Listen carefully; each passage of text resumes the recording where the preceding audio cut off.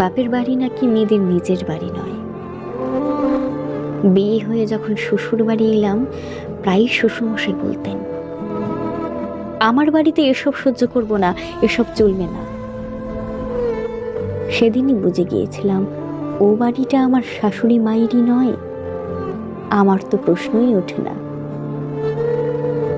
আমার বিয়েতে পাওয়া গয়না বিক্রি করে আর কিছু লোন করে আমার স্বামী ফ্ল্যাট কিনলেন।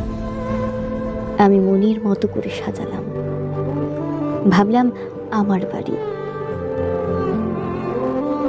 বুধবার করে দুপুরবেলা খালপাড়ের কাজের মেয়েদের নিয়ে শুরু করলাম সেলাই ক্লাস।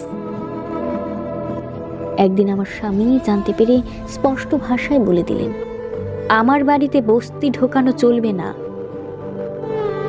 সেদিন আবার বুঝলাম এই চার দেওয়াল আর ছাদটাও আমার বাড়ির নয়।